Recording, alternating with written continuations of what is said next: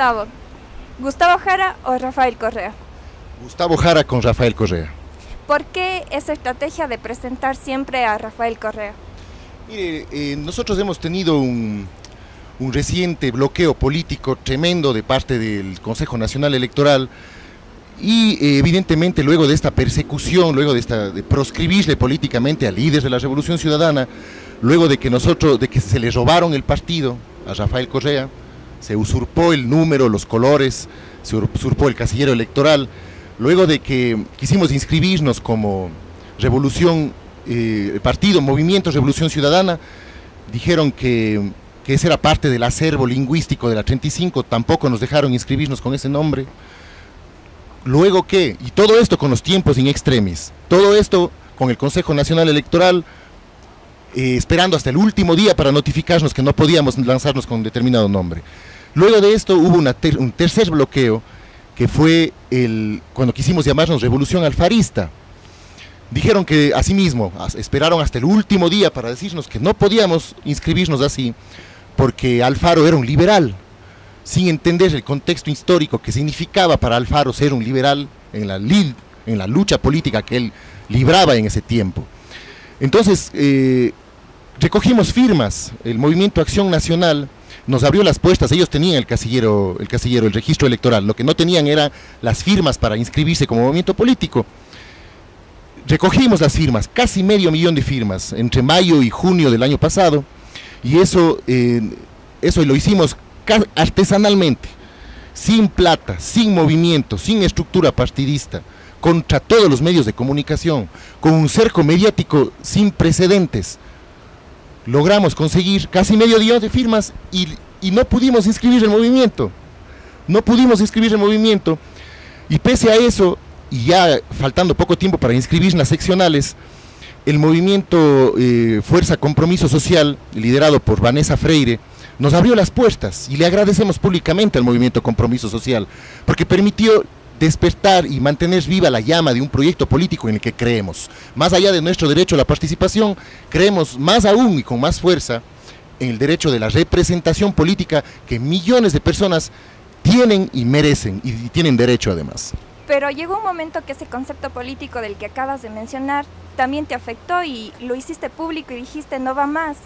Yo ya no voy a creer en Rafael Correa, en toda esta revolución. ¿Qué te hizo cambiar? Lo que yo dije era que yo no estaba de acuerdo cuando le defendieron al ministro Pedro Merizalde.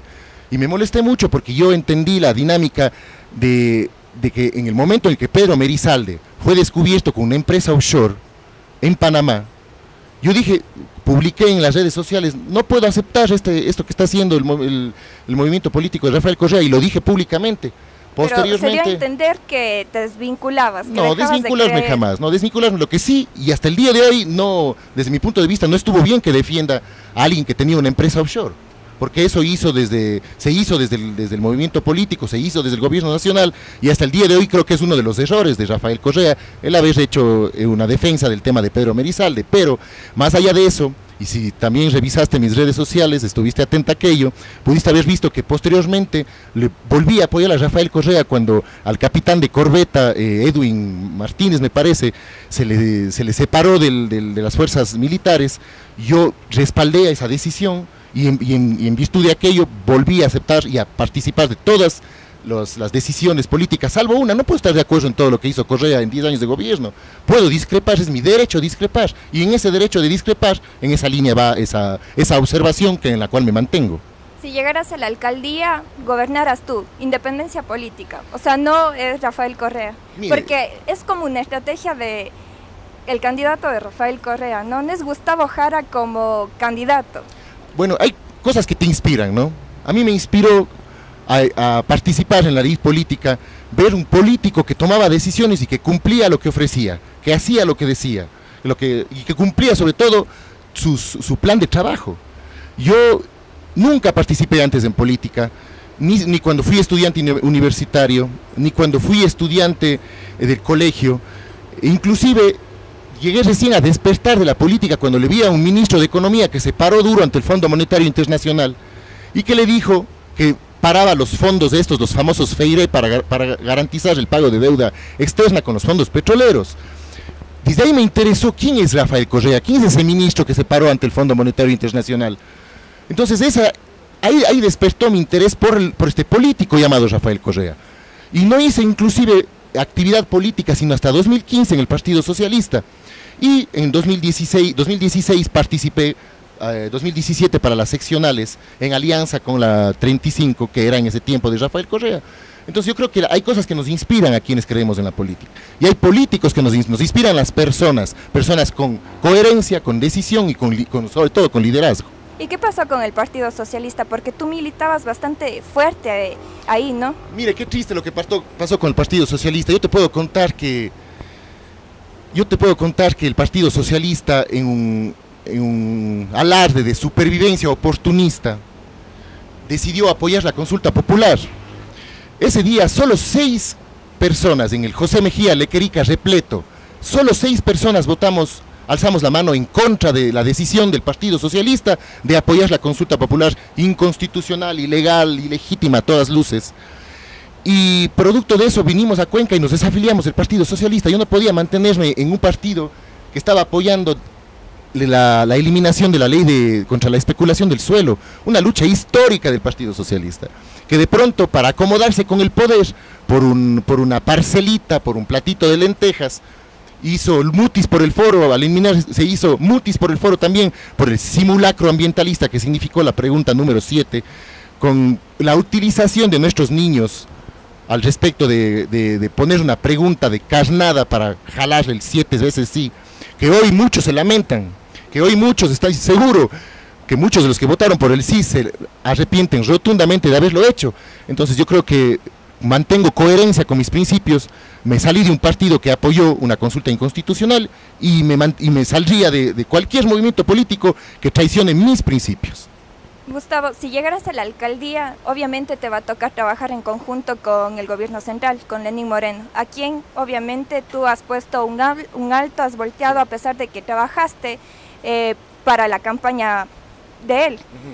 ¿Qué harías? ¿Cómo lo resolverías? Mira, yo soy uno de los traicionados en primera fila. Yo creí en el proyecto político, yo creí que Moreno iba a continuar el proyecto político. Cuando tienes a un impostor profesional al frente, que te sonríe, que te dice que va a hacer casas para todos, que va a proteger a los viejitos, a los niños, pues crees en eso. Pues uno también, quizás si quieres, con un poco me declaro hasta un poco de ingenuo político en ese tiempo, creí en la lucha de Moreno y creí que él iba a continuar la revolución ciudadana. Cuando yo sea alcalde de Cuenca, lejos de las banderas políticas, voy a exigir que se cumpla con el presupuesto para los cuencanos y para las obras para los cuencanos, porque un gobierno que no se ponga a trabajar de la mano con un alcalde porque es de un determinado movimiento político, le está fallando no pues al alcalde, al político alcalde, le está fallando a los cuencanos. Y eso estoy seguro que ningún presidente de la República se va a atrever a fallar a los cuencanos, porque los cuencanos no somos vanidosos, pero sí somos orgullosos y tenemos que hacer respetar a los cuencanos y a la cuencanidad.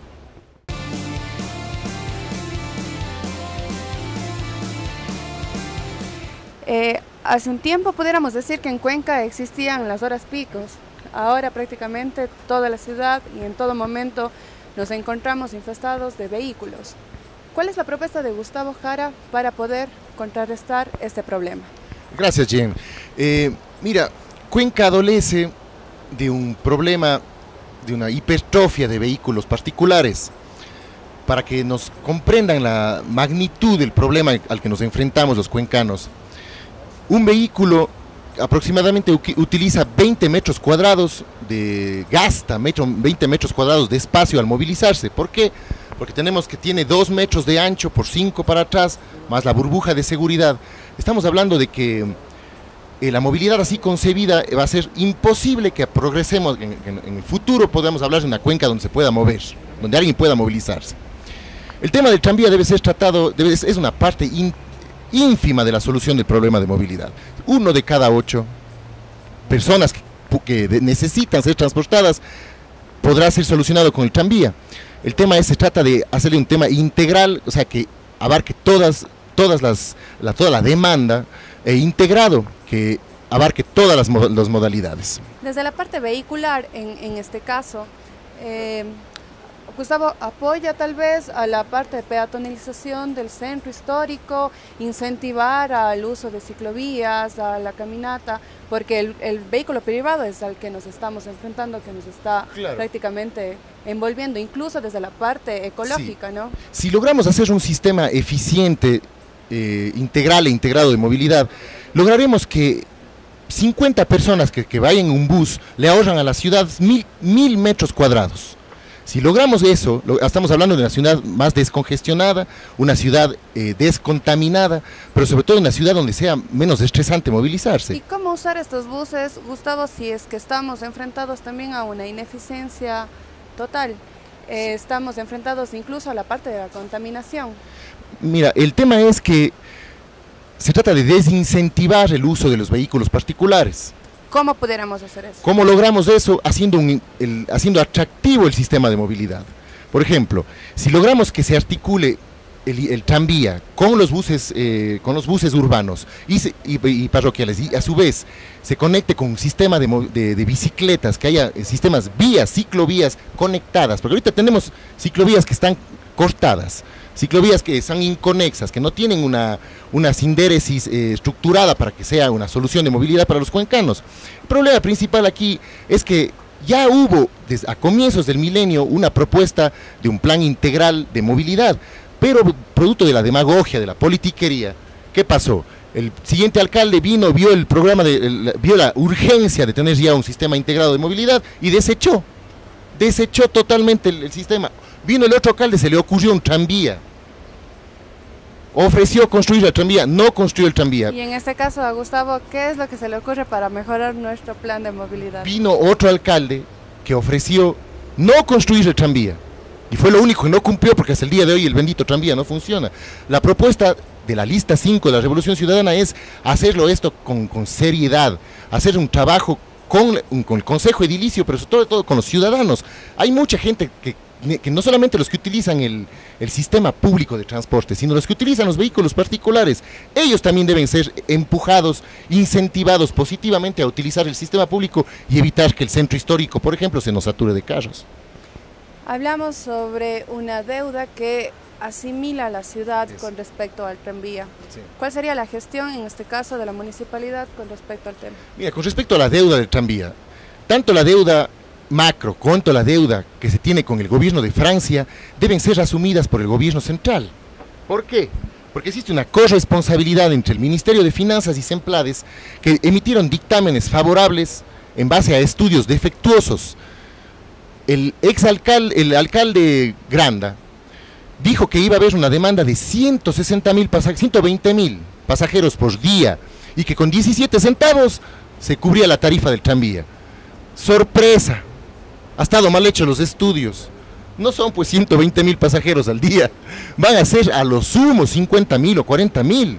Entonces esto quiere decir que producto de esa ineficiencia, producto de engañarle a los cuencanos, porque Granda les engañó a los cuencanos, Granda le engañó al gobierno nacional, entonces tiene que asumir la deuda el gobierno. Nosotros, como cuencano, mi deber principal como alcalde de Cuenca es no permitir que se le toque un centavo más el bolsillo a los cuencanos. ¿No sería esta, Gustavo, una manera de lavarse las manos también para la parte de lo que se hizo, lo que se ofreció y que en este momento pase a ser una deuda del gobierno central? La Revolución Ciudadana confió en Cuenca, confió en la administración municipal, pero fue engañado. Cuando tienes un alcalde que con objetivos escondidos, cuando tienes un alcalde que no está trabajando para la ciudad, sino con cálculos políticos electorales, tienes el resultado de que el tranvía nunca fue una cosa bien estudiada y bien hecha. Ahorita el tranvía es una realidad, no vamos a pelearnos con el tranvía en funcionamiento, qué lindo el tranvía, no hace ruido, no contamina, etcétera, una maravilla, pero se trata ahora de integrar el sistema de movilidad y sobre todo de hacerle una solución, aunque marginal, parte del sistema de movilidad. No es una manera de eliminar responsabilidades. De ninguna manera, lo que se trata es de que se asuma la responsabilidad del gobierno nacional y que a los cuencanos no se nos toque el bolsillo. Se le puede subsidiar a la tarifa del tranvía con hidroelectricidad. El Azuay es el corazón hidroeléctrico del país, más del 52% de la energía hidroeléctrica se genera en el Azuay. Entonces, ¿cómo se les hace justicia a los hermanos amazónicos? Por cada barril de petróleo extraído, $1. ¿Cómo se nos hace justicia a los azuayos por ser el corazón energético del Ecuador? Por cada kilovatio de energía generado, una cantidad de energía determinada. Se lo puede hacer a través de una ley. Tienen que juntarse aquí los asambleístas azuayos y promulgar los cambios en la ley que permitan que, en virtud de esa cantidad gigantesca, porque no tenemos que perder de vista la cantidad enorme de plata que se genera por hidroelectricidad y que bien pudiera financiar hasta la totalidad del costo de la tarifa. No vamos a caer en esa demagogia, pero para que entiendan cuánta plata se genera, se financiaría su funcionamiento y su mantenimiento también. 30 centavos, no tiene por qué tener más la tarifa del tranvía. Además de la parte vehicular, Cuenca cuenta con una accesibilidad en aceras complicada. Sí. Muchas de las aceras del centro histórico y así también de su periferia no están aptas para la caminabilidad normal del transeúnte, mucho menos para personas con coches de bebé, mucho menos para personas con discapacidad visual. ¿Se piensa alguna propuesta por parte de su partido? Yo he sufrido eso en carne propia, cuando uno anda con los guaguas, en cualquier calle del centro vos te encuentras con un poste. Yo he visto a las madres de familia que van con su cochecito. No es seguro ni para las madres con su cochecito, ni para los ciclistas. Cuenca es una ciudad absolutamente insegura para los ciclistas, eso ¿quién lo puede dudar? Hay accidentes a cada rato. La cosa es sentarse y estudiar con los que conocen el tema y escuchar las propuestas, recoger las propuestas ciudadanas de los gremios, de los ciclistas, de las madres de familia que se les ve en las calles caminando sin la posibilidad de andar con un cochecito. Todas esas cosas, de esas que aparentes minucias cotidianas, deben ser parte de sentarse a conversar con los ciudadanos, de hacer mesas de escucha, porque las políticas públicas y las decisiones de los políticos tienen que ser recogidas de los ciudadanos. Y en esta virtud también bien anotas el tema de la movilidad. Y nos enfrentaremos a casos difíciles, como por ejemplo casas patrimoniales que están fuera de línea de fábrica. Claro. ¿Cuál sería la opción? ¿Qué haría el municipio en este caso si durante todo este tiempo no se ha hecho? ¿Cuál sería el proceder? Mira, el tema de las líneas de fábrica, el tema de conseguir los permisos de funcionamiento, el tema de conseguir los permisos de construcción, es algo de lo que los cuencanos sufren los trámites inútiles, los trámites engorrosos. Lo que se trata es de cortar de raíz esa tramitología para que el ciudadano tenga claro dónde puede construir, dónde puede hacer un proyecto, pero si es que no tenemos un plan de ordenamiento territorial es muy difícil lograrlo. No hay un plan de ordenamiento territorial desde 2003. La última vez que se aprobó un PDOT que le llaman, fue hecho con una ordenanza en 2003, llevamos 16 años sin plan de ordenamiento territorial. Eso nos mantiene en una abulia, no tenemos los cuencanos reglas claras. Si tienes un plan de ordenamiento territorial y tienes una ordenanza, tienes reglas claras. Si es que podemos eso trasladar a la tecnología y que desde el celular las personas puedan saber qué pueden hacer en su terreno, de cuántos pisos puede ser el edificio, de qué tamaño pueden ser los lotes. Con esas reglas claras los ciudadanos van a evitar no solamente tramitología inútil, sino también hacerles respetar el tiempo de los cuencanos y de los ciudadanos cuando van a sacar un trámite municipal.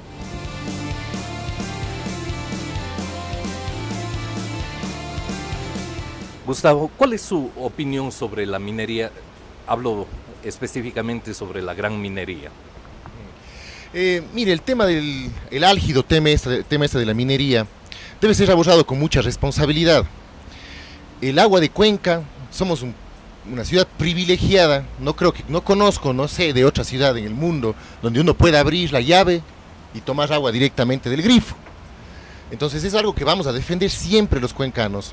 Es un tema que durante la Revolución Ciudadana hubo mucha preocupación y se construyó la legislación ambientalista más fuerte, una de las más rígidas de América Latina y el mundo. Y se construyó una constitución en 2008 en Montecristi, la primera que garantizó los derechos de la naturaleza, a la vanguardia de cualquier otra constitución, de cualquier otro constructo constitucional.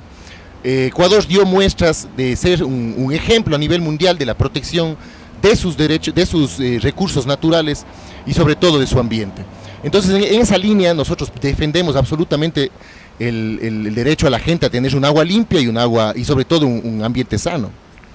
Eso se está cumpliendo aquí, sobre todo me refiero al Cantón Cuenca o a los proyectos que están cerca de la ciudad. ¿Cree que se está cumpliendo eso? Mire, el estudio, los análisis de los estudios de impacto ambiental siempre arrojan resultados en virtud de los cuales arrancan o no determinados proyectos estratégicos. Si es que se detecta que se pone en riesgo, porque la Constitución es clarísima, no hay donde perderse. No se puede hacer minería en fuentes de agua, en páramos, en humedales, no se puede. O sea, si hay un humedal, si hay un páramo, si hay un agua subterránea, sencillamente no puede darse minería. Entonces nosotros nos apegamos aquí estrictamente a la Constitución que nosotros mismos construimos y ayudamos a construir. No se puede hacer minería, lo dice la Constitución, lo dice la ley, la legislación ambiental. Hubo institucionalidad creada al respecto para proteger el medio ambiente y en esa línea nos mantenemos. En el caso específico de acá, de los proyectos que están cerca, Río Blanco, Loma Larga, ¿cómo estamos en eso?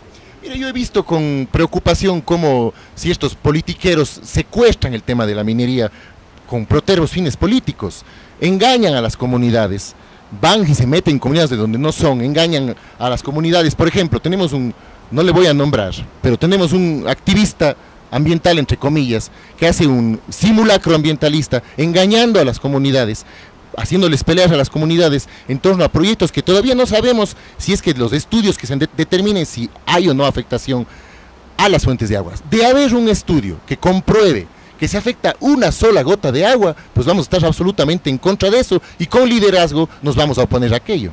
Pero usted ya estaba bastante de acuerdo, era un gran defensor sobre todo de Río Blanco. Yo jamás he defendido Río Blanco.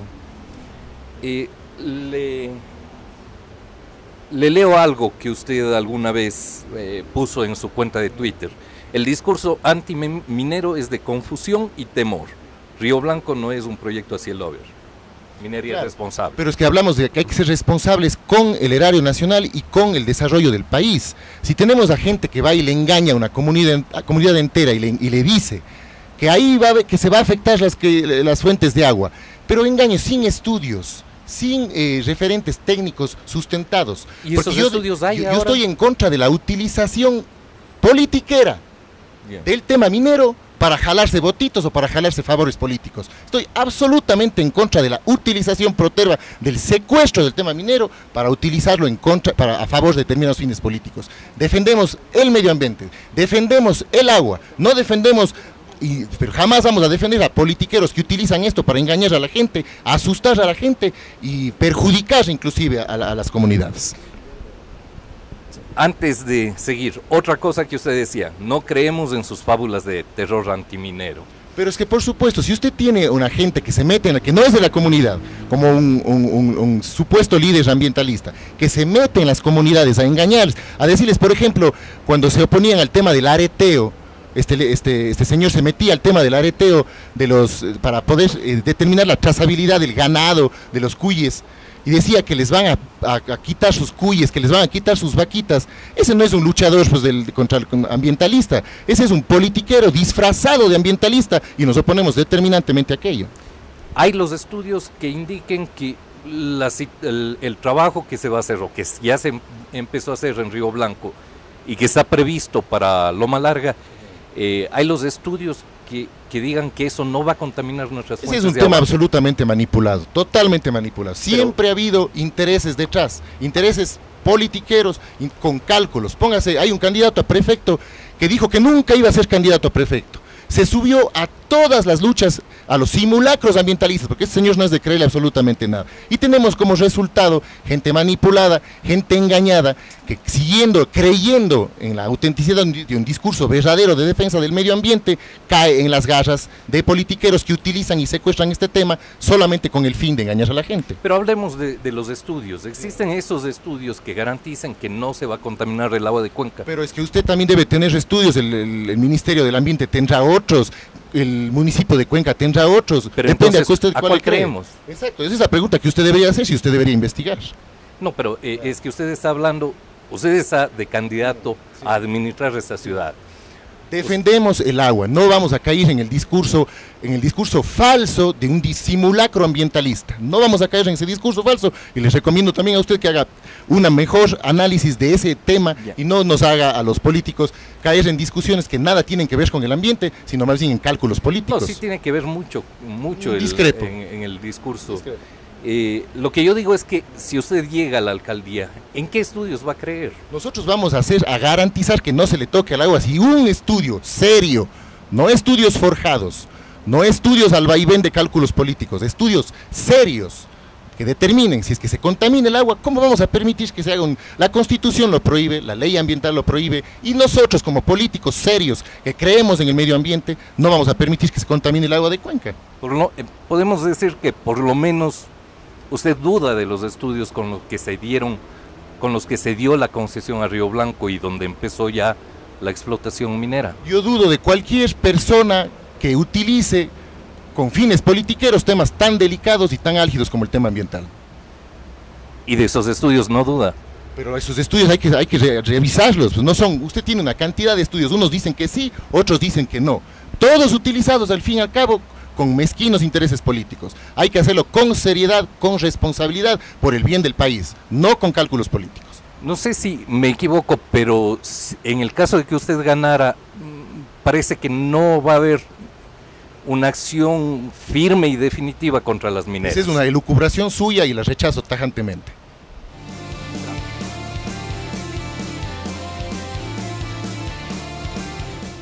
Gustavo, ¿cómo proyectas la ciudad de aquí en 4 años? Yo no le proyecto la ciudad de aquí en 4 años. Hay que planificar a la ciudad de aquí en 50 años. Nosotros proponemos una ciudad-región, una ciudad que se integre con los demás cantones, una ciudad que se integre con la región misma. ¿Cómo hacerlo? Porque crece desordenadamente, por ejemplo. Vuelvo al tema del plan de ordenamiento territorial. Yo creo que el primer año de la administración, vamos a hacerlo, el primer año de la administración municipal que estemos al frente, vamos a proponer un plan de acciones emergentes para que mientras no se promulgue todavía la ordenanza en concordancia con el plan de ordenamiento territorial, podamos determinar reglas claras para los ciudadanos. Y lo hago esto no solo porque la ley nos obliga a tener un plan de ordenamiento territorial, sino porque creo profundamente en la planificación. Uno de los problemas de los que adolece Cuenca y los que se empieza a visibilizar ya es el crecimiento desordenado de la ciudad. Si tienes un plan de ordenamiento territorial claro, reglas claras para los ciudadanos, dónde se puede construir, dónde no. Si es que hay que construir un edificio de 8 pisos y sacó el permiso para 6, hay que aplicar la ley y no puede construir así. Parte del problema que tienen los azuayos de los cuencanos alrededor de los trámites inútiles es precisamente la falta de reglas claras en cuanto a un plan de ordenamiento territorial vigente, que no tenemos desde 2003. ¿Y qué hacer con las construcciones, por ejemplo, que están en media vía o las veredas que tenemos tan cortitas? Ese problema, con el desorden actual. Correcto, ese problema se da inclusive con es mucho más álgido en la ruralidad. En la ruralidad usted ve casas construidas adosadas, se abren zanjas por donde quiera, no hay veredas, usted se vaya al valle, váyanse al valle, no hay una sola vereda en el valle, es terrorífico, la gente muere atropellada cada rato en los caminos, en las vías para el valle. Entonces hay que ser muy delicados, muy finos en este tema del ordenamiento territorial, porque es la misión del alcalde, es ordenar el territorio, así de simple, ordenar el territorio, planificar, y nosotros vamos a sudar la gota gorda planificándole a la ciudad y sacando el bendito plan de ordenamiento territorial, ponerla en vigencia con una ordenanza clara, porque tenemos un plan de ordenamiento claro, una ordenanza clara, reglas claras, y eso es urgente para la ciudad de Cuenca, es una de las urgencias. ¿Y qué hacer con el Departamento de Control Urbano? Porque no ha dado mucho éxito. El Departamento de Control Urbano, yo escucho todos los días las quejas de los ciudadanos en los barrios. Oiga, aquí han puesto una metal mecánica y aquí no hay permiso, es barrio residencial. Es parte precisamente, o que se construyó un edificio de 8 pisos cuando tenía permiso para 3, o se adosa una casa, o pasa el cerramiento para otro lado. Eso es precisamente el resultado de no planificar la ciudad, pero sobre todo la acefalía de un liderazgo en el cantón, en la alcaldía de Cuenca. Si se tiene una alcaldía que llegue a trabajar por los cuencanos, que construya un plan de ordenamiento territorial recogiendo los diversos criterios, haciendo por ejemplo que los trámites municipales, se puede tranquilamente eso delegar a un gremio, a profesionales. ¿Por qué no? ¿Por qué tengo que tener funcionarios municipales pasando papeles, haciéndole perder el tiempo a la gente? Si logramos articularnos con la gente, sincronizarnos con los trámites, minimizar y recortar los trámites inútiles, vamos a su vez a tener reglas claras que impidan que todo el mundo construya donde le dé la gana y que le caotice a la ciudad. ¿Cómo planteamos la construcción vertical? ¿Estás de acuerdo con la construcción vertical? Por supuesto, porque la ciudad crece como una mancha de aceite si es que no controlamos eso. Pero otra vez más, la falta de planificación, la irresponsabilidad. Sepan, cuencanos, y váyanse de espaldas. Desde 2003 a la fecha ya debimos tener 3 planes de ordenamiento territorial. 3. Uno en 2003, otro en 2005, otro en 2013 y otro en 2018. No hay uno. No hay uno. Y parte precisamente de esa cefalía de liderazgo es lo que ha hecho que no tengamos un plan de ordenamiento territorial y que estemos patinando una y otra vez en trámites inútiles. ¿Y cómo hacer que ese plan de ordenamiento territorial sea también inclusivo, que creemos una cuenca inclusiva? Completamente de acuerdo con el tema de la inclusión, porque necesariamente tenemos que escuchar a todas las partes. No podemos sentarnos y encerrarnos en un consejo edilicio sin escuchar a los ciudadanos. Escuchando a los ciudadanos se construyen políticas públicas claras y que puedan aterrizar en resultados prácticos para la gente. ¿Qué ciudadanos para hacer más inclusiva Cuenca? Con todos los que estén incluidos, con todos los que necesiten ser incluidos, los que tengan problemas de movilidad, nuestros adultos mayores, los niños. Se trata de construir la ciudad escuchando a la gente. Uno debe escuchar para poder transformar. Si no escuchas es imposible sacar políticas públicas que vayan en beneficio de los ciudadanos. Alardeamos de una cuenca inclusiva, pero no tenemos una cuenca inclusiva. Dennos la oportunidad a políticos nuevos, a políticos jóvenes, a políticos de la nueva generación. Ya hay dinosaurios que se han cansado de decirnos que van a lograrlo y se han enquistado en el poder 15, 16 años y nos vienen a ofrecer que van a hacer lo que nunca hicieron antes. Si le dan la oportunidad a los políticos de la nueva generación, a los de la lista 5, a los de la lista de la Revolución Ciudadana, van a ver resultados, porque la Revolución Ciudadana siempre cumplió con la ciudadanía y con sus ofertas y cumplió con la gente. Entonces dennos la oportunidad, porque nosotros vamos a cumplir. De igual manera que alardeamos tener una cuenca inclusiva, alardeamos tener el patrimonio cultural, las casas, pero tan hermosas que decimos, pero se nos caen también. ¿Qué hacer con estas casas cuando los dueños no tienen dinero para reconstruirlas, cuando tenemos reconstrucciones de alto costo? ¿Qué hacer con este patrimonio? Bueno, este es un tema que se trabaja con el Instituto Nacional de Patrimonio Cultural. Hay toda una política pública que viene desde el gobierno nacional y que se acompaña y se articula con los municipios. Había una casa, no sé si recuerdan ustedes, donde está el edificio Baldor, acá frente a la gasolinera de la Solano, una casa hermosa, que tumbaron de la noche a la mañana y construyeron un edificio gigantesco.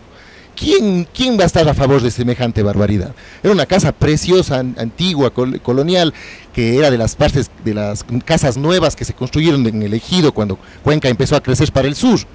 Entonces, cuando uno ve que alguien con billete se puede saltar las reglas y que puede coger un hueco, que por ejemplo el error del Instituto Nacional de Patrimonio Cultural era que no tenía inventariada la casa. No tenía inventariada la casa, a pesar de ser patrimonial a todas luces. Entonces, esta falta de compromiso también de la parte privada, porque también este es un trabajo conjunto, no solamente es el sector público, el municipio, los institutos de patrimonio los que deben proteger estos, deben ser también los ciudadanos, porque a veces cuando tenemos ciudadanos ambiciosos e irresponsables, podemos llegar al hecho, como el que les comento, de destruir una casa patrimonial para construir un hotel, así de simple. Sí, pero ¿cómo se pretende dar créditos quizás para incentivar la construcción y no que se tumbe esta casa? Porque por lo general la gente dice, no, me resulta mejor construir un edificio como el caso que acabas de mencionar. ¿Qué hacer para que la gente no haga esto? Para que la gente no tenga las casas destruyéndose porque no tiene dinero para reconstruirlas. Yo creo que sería de apoyarles a los dueños de esas edificaciones. ¿Se tiene un plan, por ejemplo, para eso? Dejarles exentos de tasas municipales y de impuestos municipales. Si es que logramos, por ejemplo, que esas casas se llenen de estudiantes que vienen de diferentes partes del país a estudiar en las universidades de Cuenca. Si logramos que esas casas se llenen, porque hay un problema en el centro histórico, que está quedando sin gente que vive en el centro histórico. Si logramos que esas casas se llenen de estudiantes, a los dueños de esas casas les apoyamos con créditos blandos, les apoyamos con exenciones tributarias, podemos recuperar, y con eso, bien traída tu pregunta, podemos recuperar ese patrimonio histórico y hacerlo útil para la sociedad, llenándole de estudiantes, de gente nueva. Claro, ¿por qué no? En su plan de trabajo estaba construir hoteles para personas de la calle. Sí. ¿Cómo hacerlo? ¿Con qué dinero? ¿Cuánto costaría? Hay una experiencia muy importante del alcalde Petro en Bogotá, que tenía un problema de gente que consumía base de cocaína por toda la ciudad. Era un problema que desembocaba en inseguridad inmediatamente, era un problema de salud pública. ¿Qué fue lo que hizo Petro? Él construyó lo que les llamó hoteles para los indigentes. Se puede hacerlo si es que se tiene la voluntad política y sobre todo si se articula con congregaciones religiosas, con ONGs de las que trabajan de verdad para los ecuatorianos. Si se articula bien entre el sector público y el sector privado y se articula para que esas casas se construyan, se repotencien y se multipliquen esas casas de acogida para la gente que está en la indigencia, porque ganamos que eso, la Revolución Ciudadana siempre lo hizo, la inclusión social. Se creó un ministerio que se llamaba el Ministerio de Inclusión Económica y Social. Es el eje central de nuestra propuesta municipal, es el ser humano. Mientras haya gente en las calles con problemas de esta naturaleza, desde la municipalidad se les va a apoyar y se van a construir 4 casas de acogida. Pero también te hago la propuesta, y si me permites aquí, aprovechando la pregunta, también vamos a construir 4 casas de acogida para las víctimas de violencia intrafamiliar. Otra vez recogiendo las experiencias positivas de organismos internacionales como la Casa María Amor. Qué lindo, les apoyan, les dan créditos, les desarrollan sus negocios, apoyo psicológico. Tenemos planificado construir 4 casas de acogida para las víctimas de violencia intrafamiliar a un costo de $500,000 cada uno, una en el distrito norte, una en el distrito sur y 2 en la ruralidad. ¿Por qué? Porque Cuenca adolece, 6 de cada 10 mujeres son víctimas de violencia intrafamiliar en el Ecuador. En la provincia de La Salle, en Cuenca, son 7 de cada 10. 3 mujeres, cada 3 días muere una mujer por el solo hecho de ser mujer. Y desde el gobierno nacional son tan genios que recortan el presupuesto para la lucha contra la violencia de género de $9 millones a $600,000. Si desde el gobierno central se le da la espalda a las mujeres y a su lucha, nosotros desde el gobierno local no lo haremos. Si es que el gobierno nacional quita los espacios de sabiduría para los viejitos, quita las casas de acogida desde el MIES, desde la localidad, haremos todo lo contrario, porque creemos en eso y el alma vertebral de nuestro proyecto es la gente. Pero cree que dar albergue, que es una buena oferta, ¿verdad?, ¿soluciona la violencia intrafamiliar? Se trata de políticas públicas macro, no solamente son los espacios físicos, se trata también de políticas de educación, de prevención, de programas de equidad de género. No solamente son las casas, es toda una política pública que acompaña a este flagelo social y que de todas maneras acompaña también a nuestras propuestas para la ciudadanía. Gracias.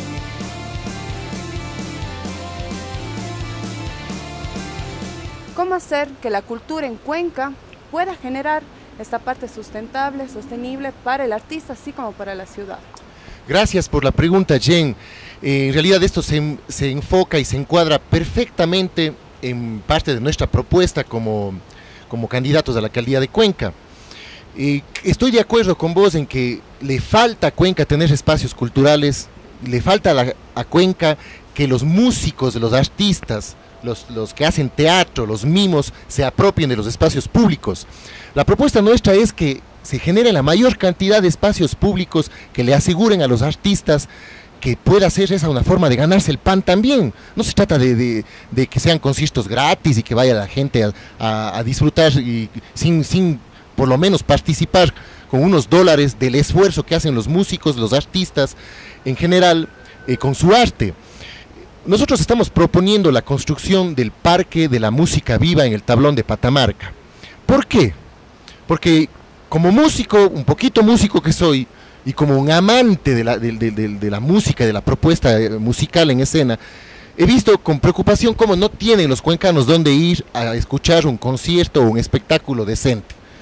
Te vas al Coliseo y te tienes que ir con algodoncito en los oídos porque no vas a poder oír música, una acústica decente. No hay escenarios culturales y preocupa eso porque siendo la Atenas del Ecuador y que no hay escenarios culturales óptimos, seguros, con la tecnología adecuada, desincentiva al surgimiento de nuevas propuestas culturales y de nuevas propuestas musicales y de nuevas propuestas artísticas. El Parque de la Música Viva es una parte de nuestra propuesta cultural, porque nosotros vamos a hacer este Parque de la Música Viva en el Tablón de Patamarca, conectado con teleféricos. Y quiero también, si me permites aquí, parte de ese tema recreativo, de ese tema inclusive de un tema de movilidad marginal, pero importante. El Parque de la Música Viva será parte de un sistema total en que todos los espacios públicos de Cuenca formen parte de propuestas culturales en escena permanentes. No se trata solo de decir, ya a mí me gusta el arte y la cultura, se trata de que el arte y la cultura sea también la oportunidad para que la gente lleve el pan a su casa, porque yo tengo amigos músicos, familiares músicos. He vivido y he sentido esa preocupación permanente de los músicos que no tienen espacios para poder hacer su arte. No veo, yo quisiera verle a Cuenca, a San Sebastián, a San Blas, a todas las plazas públicas repletas de arte, y no hay eso. Entonces nuestra propuesta va directamente aquí con los jóvenes, encaminada a despertar esa curiosidad artística de nuestros jóvenes con propuestas claras que aseguren un espacio cultural. Este Parque de la Música estaría abierto para todo tipo de género, para todo tipo de representante artístico. Exacto. ¿Cómo vamos o cómo se piensa que la gente tenga esta cultura mismo de apoyar al artista? Los artistas no viven de los aplausos. Había un cómico quiteño famoso. Específicamente en este punto? Que se tomen decisiones políticas, o sea, esto es un tema de decisión política. Si es que un político les ofrece algo y no les da ofertas concretas y no les dice cómo lo va a hacer, duden de ese político. Nosotros lo que proponemos, estimada Jen, es que a través de la Municipalidad de Cuenca haya un departamento dedicado a fomentar el arte y la cultura. Y que a través de ese departamento, ¿qué ganamos? Ganamos todos, ganamos músicos remunerados, ganamos espacios públicos seguros, combatimos la seguridad también, porque si la gente se apropia de esos espacios públicos, la gente defiende esos espacios públicos, la gente hace seguros de esos espacios públicos. Solo para hacerte un paréntesis, ¿qué pasaba con los márgenes de los ríos antes de que existan en Cuenca los parques lineales? Eran botaderos de escombros, hacían y metían tramos de caminos según el trazado de los ríos. Si nosotros logramos que los espacios públicos se apropien los artistas desde la municipalidad con un departamento creado con seriedad y con políticas claras, vamos a lograr, porque vamos a tener a los músicos de nuestro lado, vamos a tener a los mimos de nuestro lado, a los artistas callejeros, a los teatristas, a todos. Necesitamos que todos se integren a esta propuesta y necesitamos construirla en conjunto con los artistas. ¿En qué tenemos que educar a Cuenca, a sus ciudadanos? ¿Qué es lo más importante que tú identificas en este momento? ¿Qué es lo que se necesita dar énfasis? Nosotros tenemos una propuesta que se llama la revolución de las actitudes. Desde el que se orina en la calle, desde el que pita sin razón alguna, desde el que no arregla su carro y que le mantiene contaminando la calle, desde el que le mete el carro al que se está cruzando en el paso cebra. Son cuestiones de actitudes y, bien has dicho, de educación. Parte de la problemática es que la gente tiene que ponerse en el zapato de los demás, en los zapatos de los demás. Si es que logramos articularnos bien, todo depende de la capacidad que tenga el líder local de escuchar y de sentarse a construir las políticas y las ordenanzas con la gente. Mientras eso no pase, seguirán habiendo ordenanzas vacías y huecas, y letra muerta, como señalas bien. ¿Cómo educaríamos específicamente en uno de estos temas, por ejemplo? ¿Qué acciones tendría que tomar un municipio para que la gente aprenda? Hay que tomar el toro por los cuernos, porque no solamente se trata de que uno haga una ordenanza, es que no es una labor solamente del alcalde, de los concejales, es una labor conjunta con la sociedad. Si tenemos una sociedad empoderada, que le crea a su alcalde, que crea en sus concejales, vamos a tener gente que participe de la construcción de políticas públicas. No se hace con un chasquido de dedos, las políticas públicas se hacen en consenso y con escucha permanente.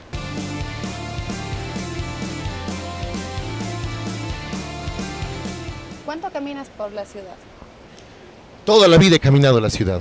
Desde que soy un hombre de la Luis Cordero, salía de aquí justo al frente, yo vivía aquí en los multifamiliares, iba recorriendo con mi ñaño que está aquí, el río Tomebamba, y me metía a la Luis Cordero por el barranco. ¿Usas bus tal vez para movilizarte? La 18 cojo. ¿Cuánto es la tarifa de bus? 30 centavos. ¿Tienes tu tarjeta? Movilízate.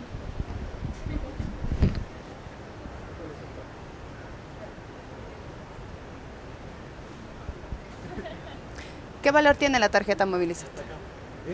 Depende, $5. Yo le cargué con $5 hace un mes. ¿Qué tanto reciclas? Trato de poner la basura en donde toca. Si es que es cascarita, en el verde. Si es que es el plástico, en el azul. ¿Qué días pasa el recolector de basura por tu... Los miércoles. Sí. Un nombre de un artista cuencano. Escritor, poeta. Vamos con un músico. El nombre de un músico, Renato amigo, Zamora. Renato Zamora. ¿Y música? Sí. ¿Mujer? Una mujer, la cantante Ruilova. ¿Cómo se llama la cantante Ruilova? No te puedo decir. Bueno, me acuerdo del apellido de la chica, pero tiene una voz espectacular. Pero canta lindo. Sí, que canta. Una poeta. O poeta. Una poetisa, Dolores Ventimilla de Galindo, aunque si bien no es cuencana. Ya, vamos un poquito más actual. ¿A quién les puedo leer? Ángeles Martínez, me gusta mucho cómo escribe Ángeles, María de los Ángeles Martínez. Significado de las siglas LGBTI. LGBTI, GLBTI puedo decirle al revés para acordarme, gays, lesbianas, bisexuales, trans, intergénero.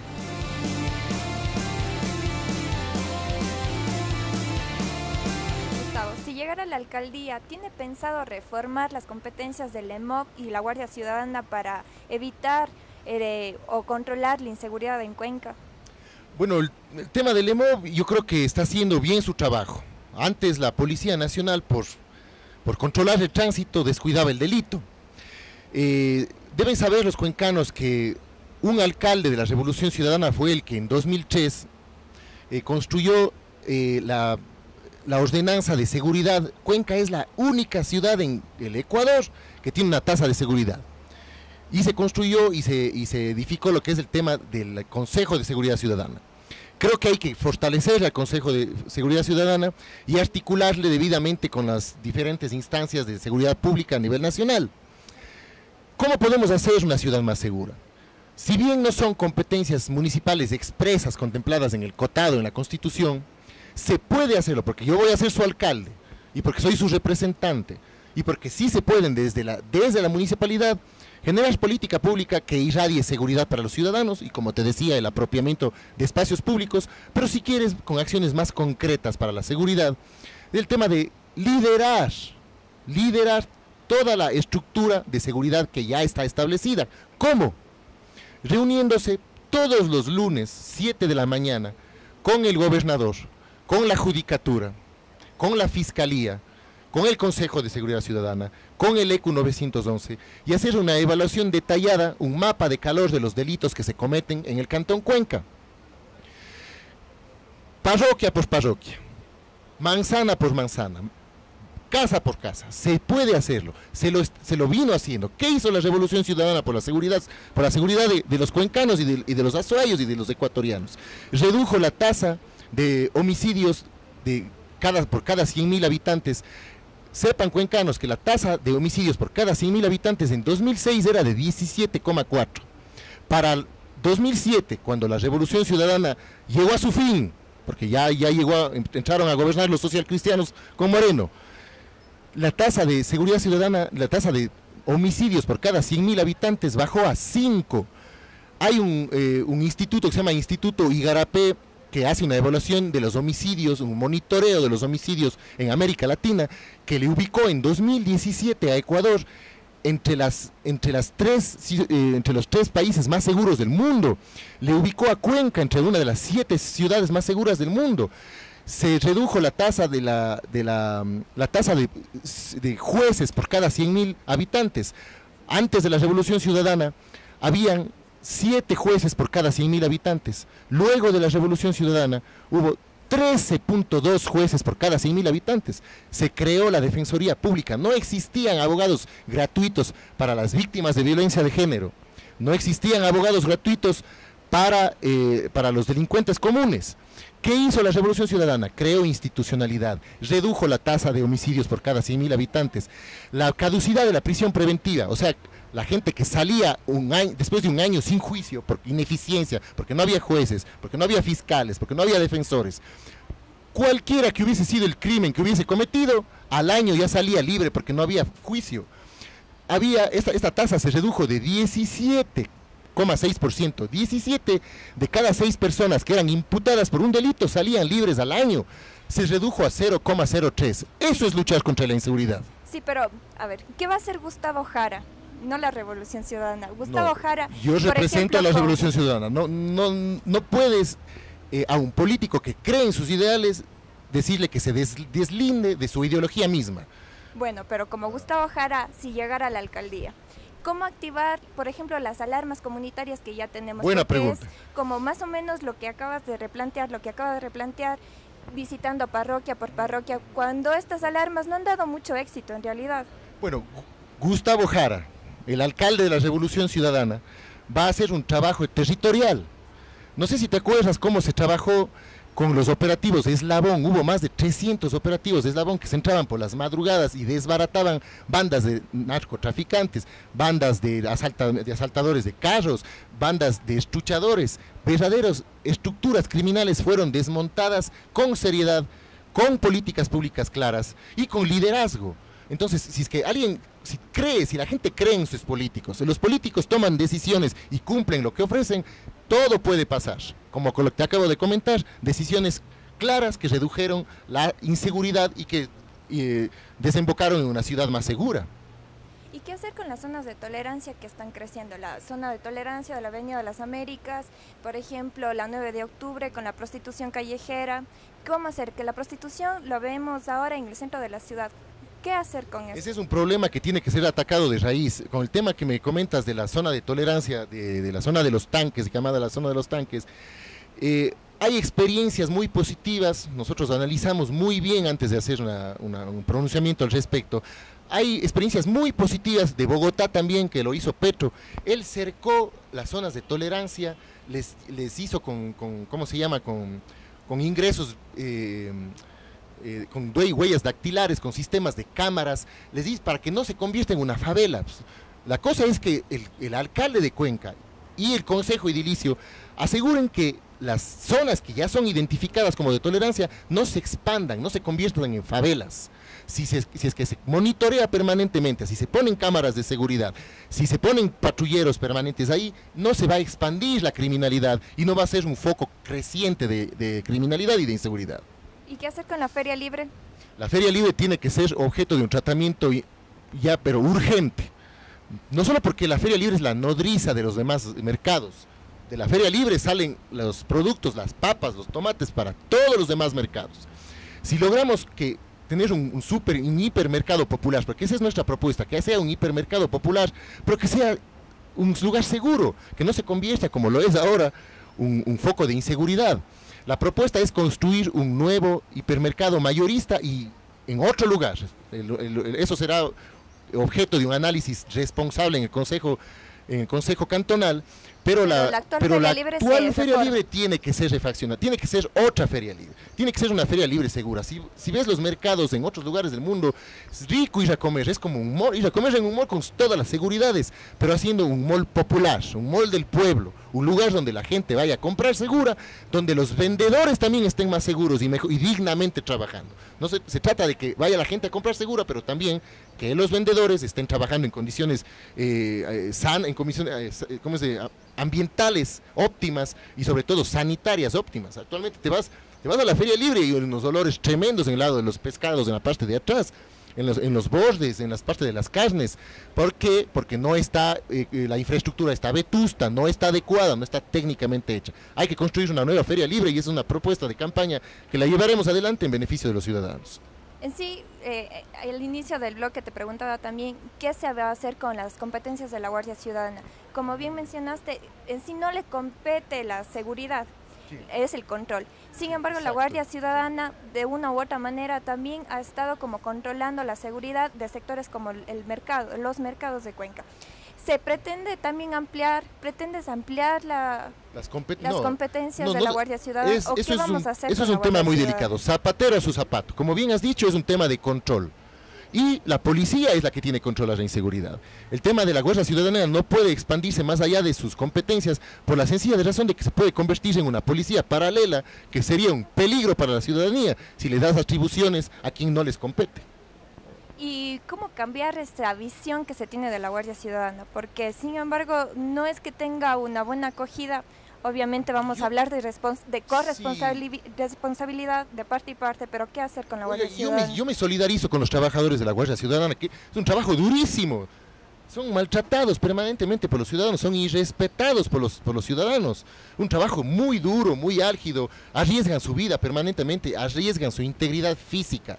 Lo que se trata es de a ellos hacerles trabajadores que estén tranquilos, bien remunerados, bien capacitados, con una lógica de un trato permanente óptimo a la gente. No se trata de excluirles, de eliminarles o de darles otras competencias. Se trata de hacer que ellos estén trabajando seguros, en condiciones de dignidad laboral, pero sobre todo que lo hagan dentro de sus competencias.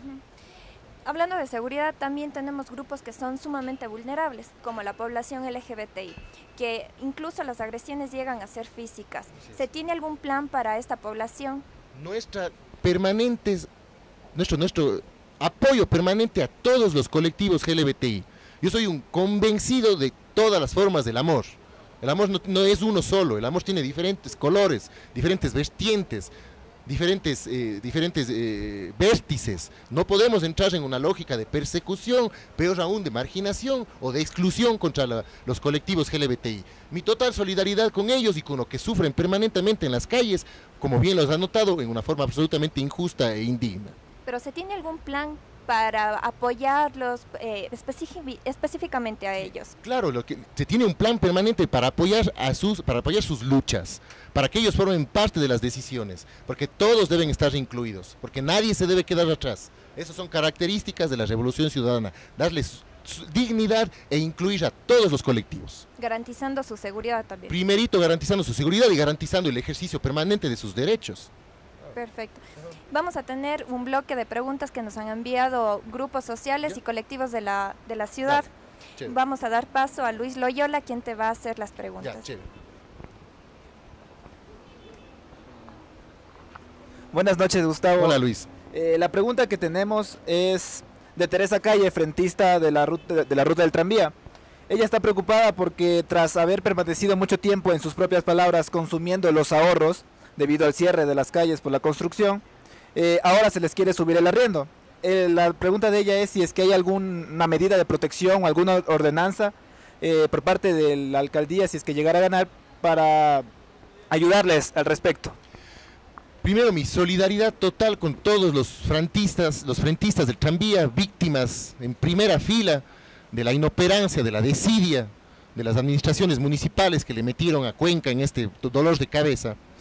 Y segundo, vamos a trabajar en una ordenanza para que controle los precios de los arriendos. No pueden cobrar lo que les dé la gana a los dueños de los inmuebles. Hay que controlar el precio de los arriendos y esa no es una oferta de campaña, es un convencimiento personal. Mucha gente no tiene posibilidades ni siquiera de endeudarse en una casita. Si no tiene la posibilidad de endeudarse en una casita, no le saquen la cabeza con arriendos ridículamente altos. Habrá una ordenanza en la que se controle, pero con cronómetro, pero fehacientemente, que no se cobre cualquier cantidad en el arriendo. Y muchas gracias por la pregunta, porque me permite desarrollar una de las ofertas que bien les traía acá. También tenemos una pregunta del colectivo Femininjas. Dice, ¿está usted de acuerdo con que se criminalice a las mujeres y niñas que abortan de manera clandestina en el país? Yo creo que ese es parte de un debate que ya debe ser puesto en la palestra pública. No se le puede obligar a una persona, por ejemplo, que ha sido víctima de una violación, a tener que cargar con recuerdo espantoso de ese hecho terrible. Yo creo que lo que le llaman la interrupción voluntaria del embarazo en el caso de una violación debe ser ya abierto a un debate nacional o un debate serio en la Asamblea Nacional y que como resultado les escuche a las mujeres primero. Las mujeres, que son las víctimas en primera línea de esto, deben ser las que construyan una política pública y sobre todo una ley que les permita, pero en lo posterior, abrir un abanico de posibilidades para que esta lucha se ponga esto en el tapete de las discusiones. No evitemos eso como políticos, como ciudadanos, eso debe ser ya puesto en el tapete de las discusiones.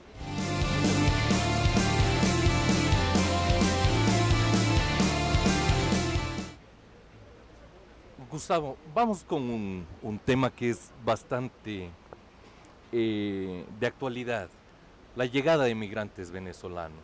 ¿Hay algún plan en su campaña para el tema específico de la inmigración? Yo creo que ese es un tema que hay que analizarle desde la perspectiva de la inclusión.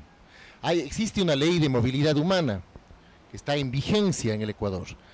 No quisiéramos, o sea, yo pienso que lo que vivimos los ecuatorianos en Murcia, lo que vivimos los ecuatorianos en Nueva York, en Milano, los que vivimos los ecuatorianos, hemos sido víctimas de esa discriminación. No podemos caer en una discriminación doméstica a quienes, buscándose el pan y huyendo quizás de situaciones que no quisieron, vienen cargados con sus familias enteras, cruzan fronteras sin un solo real y que llegan al Ecuador, un país de migrantes, un país víctima de la migración, obligados por decisiones de banqueros irresponsables, que explotó en 2 millones de personas fuera del país.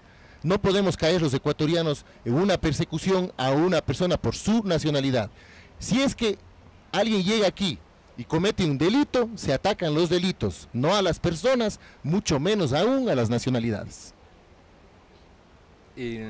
Vamos con otro tema, para hacerle esto más rápido.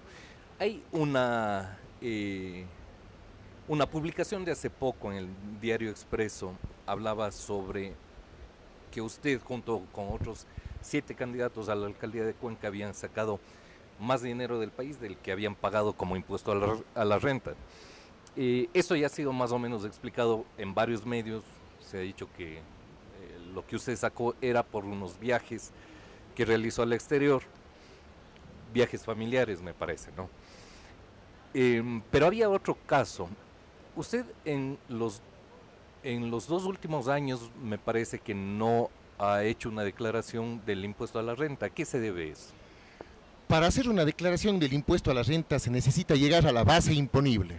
Quiere decir, son $11.000 y pico.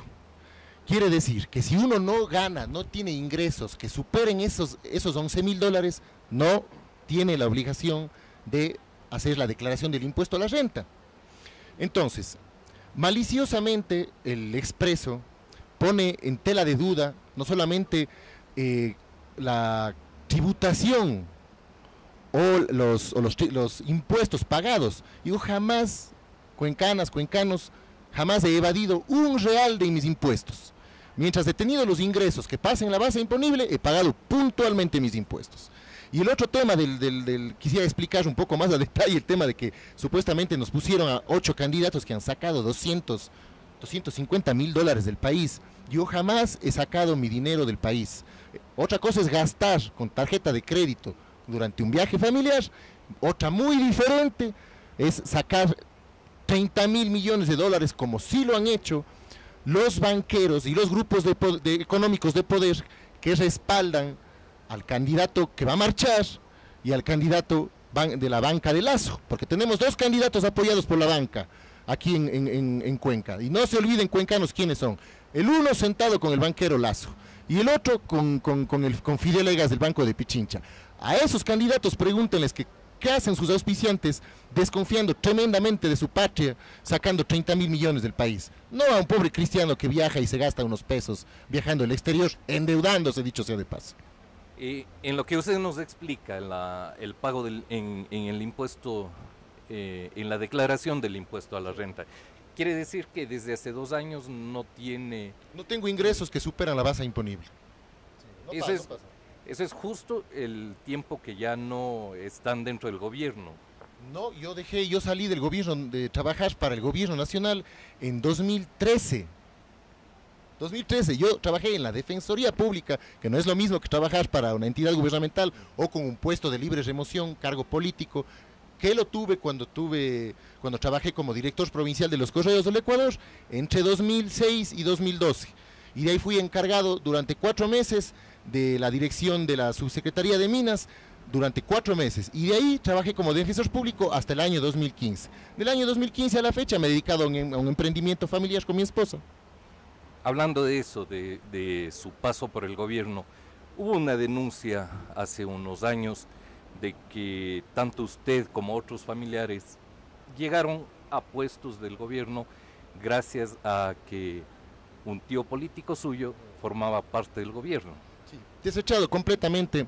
Les cuento, ciudadanos, Yo ingresé a trabajar como director provincial de los Correos del Ecuador el 10 de agosto de 2006. ¿Sabe cuándo fue el presidente Correa posesionado y cuándo ingresó mi querido tío Carlos Marx Carrasco a trabajar como director del Servicio de Rentas Internas? En enero de 2007. O sea, yo entré a trabajar en los Correos del Ecuador antes de que mi tío sea director del SRI e inclusive antes de que Correa gane las elecciones. Vamos con otro tema.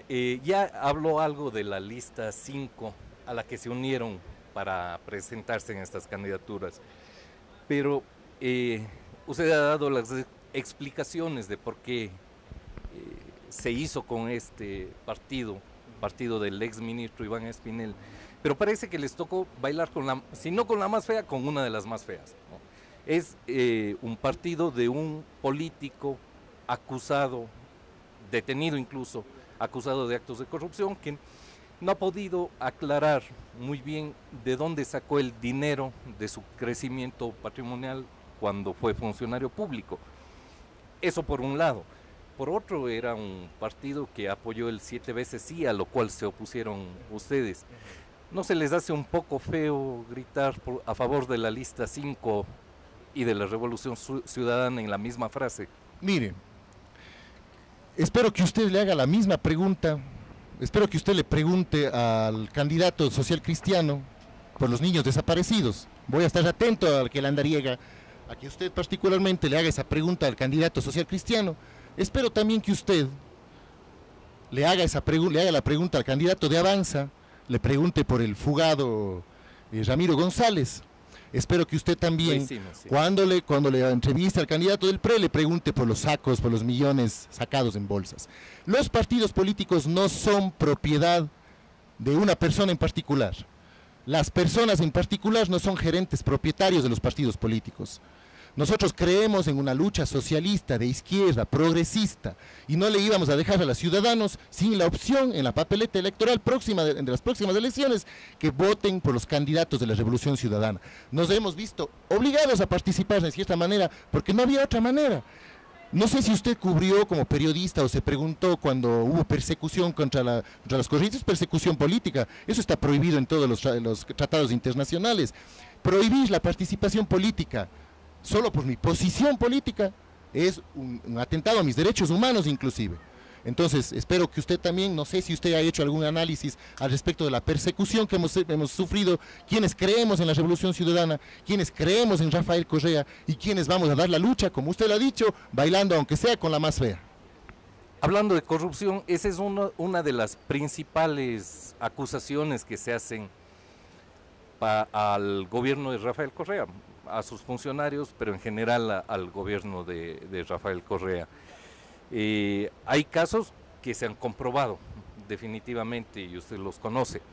Hay otros que están en proceso y hay otros que generan muchas dudas. ¿Cree que todavía es posible seguir defendiendo a Jorge Glass luego de las últimas revelaciones?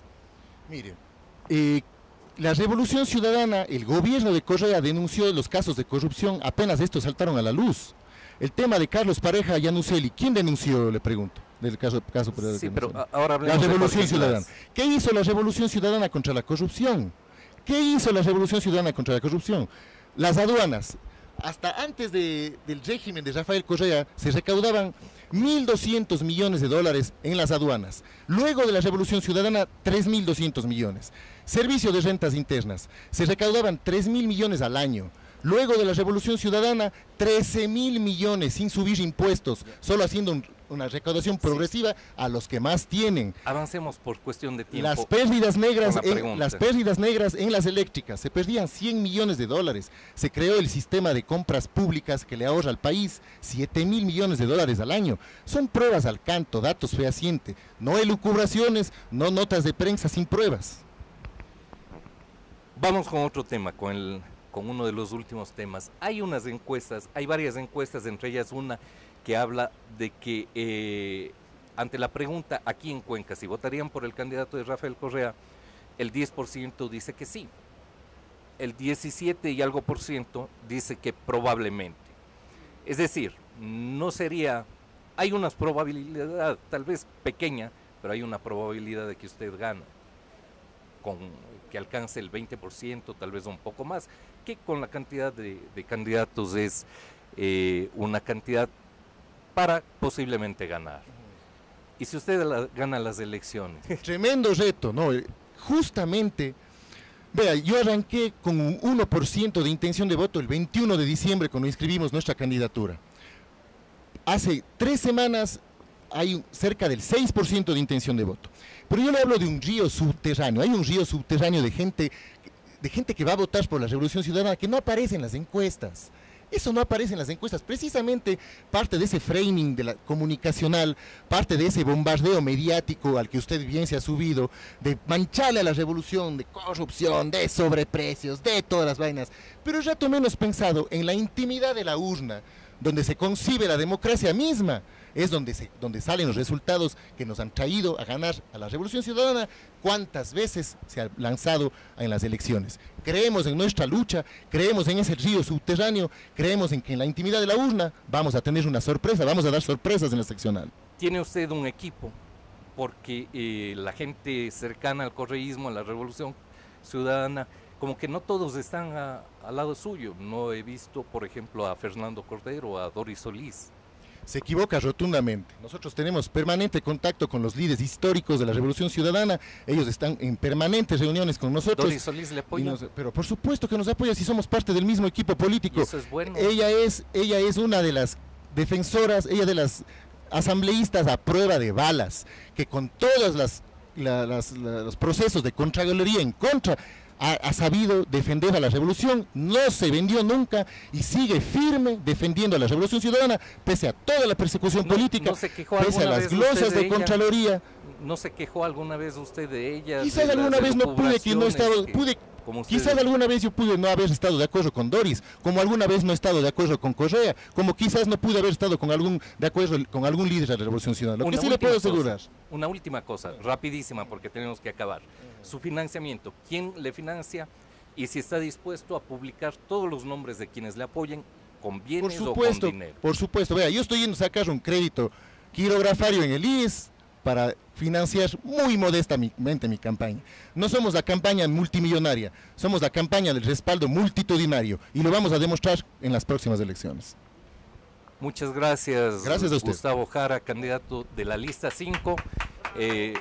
Este programa, gracias por haber asistido a este programa del medio de comunicación Landariega con el apoyo del grupo El Pentágono de estudiantes de la Universidad de Cuenca aquí en el Bar Bumba.